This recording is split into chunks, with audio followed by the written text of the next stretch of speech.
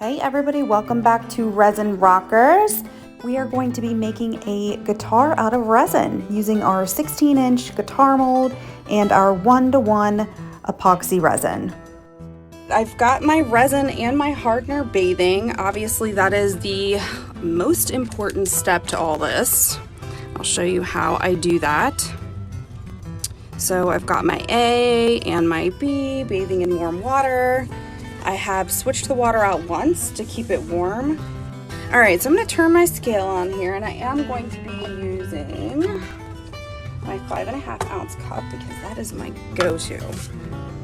So this is, again, 1-to-1, so you're only doing 50-50, which makes it super easy for those that are a little bit worried about, you know, how much do I mix? Do I really need a scale? No, you don't need a scale. You just need either a syringe or a measuring cup, like our silicone cups that have the mLs on them, and you just do 1-to-1, so it's super easy.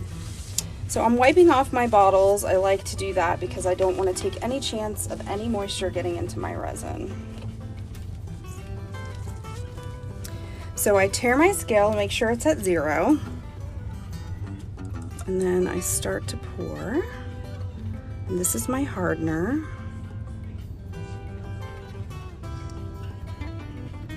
And I am going up to 55. And now we're going to go in with our resin. We're going to tear our scale first down to 0. We're going to go up to the exact same measurement that we did the hardener, which was 55 grams. This will give us a total of 110 grams to use to at least get the base layer down for this guitar. Now we're going to stir our epoxy. It's helpful if you keep stirring in the same direction. You can stir as fast or as slow as you'd like. Just make sure that you are scraping the sides as you go to make sure that you're getting everything mixed very, very well. So it is always important that you separate out your resin if you don't want it to cure too fast.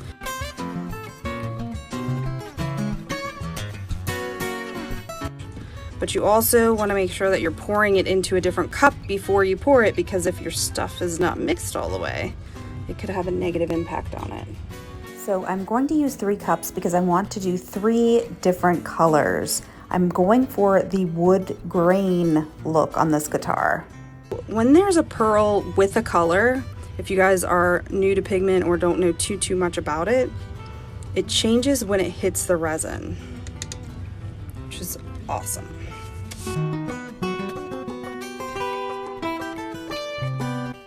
So now we're going to go ahead and add some Brown-Eyed Girl, and we are also going to add some brown sugar, and these are our 2 browns that we offer in the store, and these are going to help give you that wood grain texture to the body of the guitar. So now we're going to go ahead and stir these 2 micas up. You want to make sure you're mixing really, really well. You don't want any particles left in this. Now this is really easy to mix in. You just want to take your time and make sure that you're scraping the sides and that you're getting all of it mixed throughout the resin.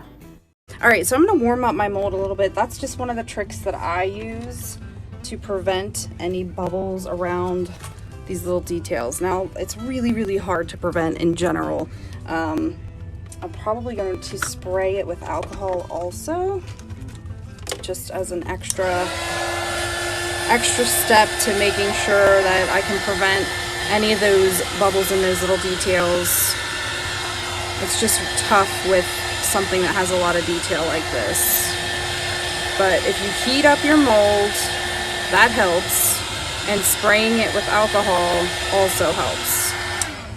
And if you guys haven't scored on one of these bottles yet, you need to, because they are perfect for resin, and I can literally hang it on my workstation and it works so well. All right, so let's go ahead and give this a nice mist. I'm gonna move my resin out of the way. A mist before I pour. I can see right here it needs a little more. And then we're just gonna start Now the one nice thing about this mold too is that it is sectioned off, which is awesome. It makes your job a lot easier.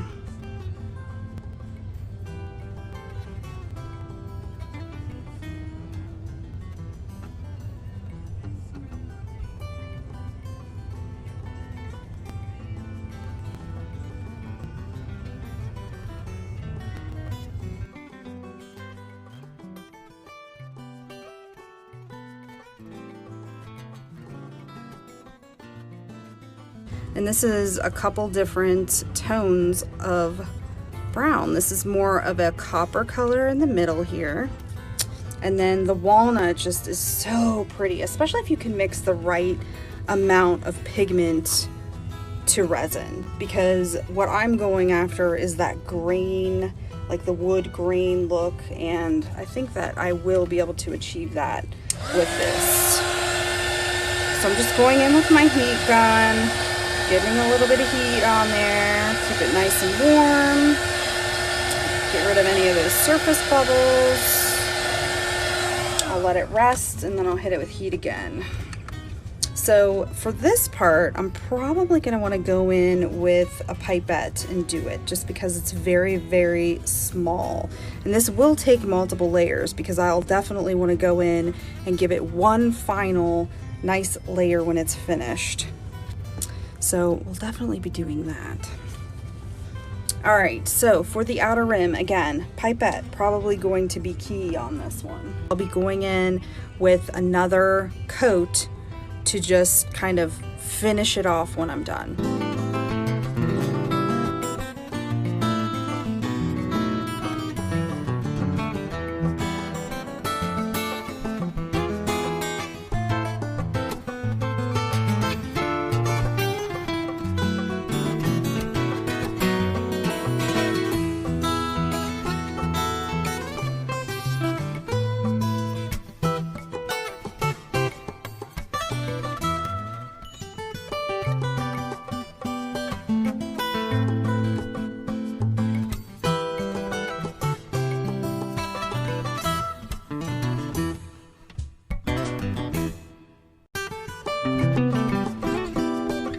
Just gonna do a little bit of blending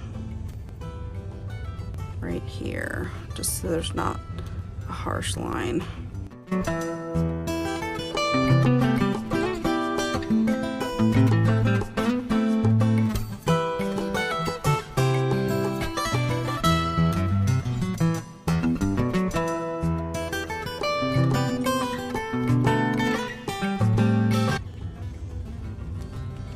Alright, so let's stir that and see what we get.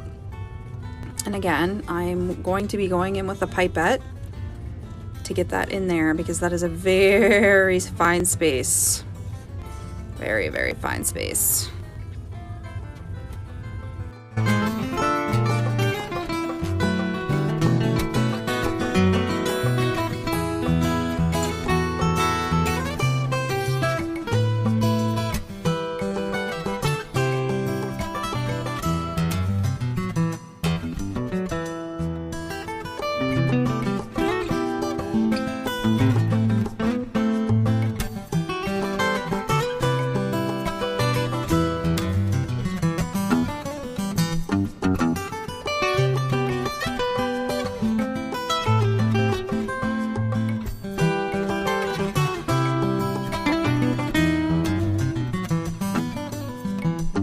See, it's very tapered here. See it? So getting it up there, I'm definitely gonna have to use something a little bit finer. So I'm gonna at least try to get some resin in here.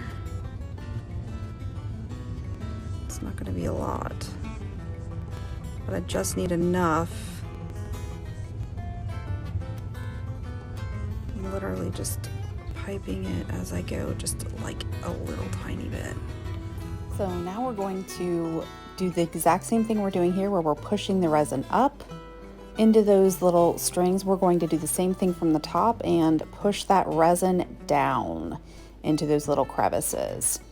And then we're going to go in with our pipette and kind of extract any extra resin.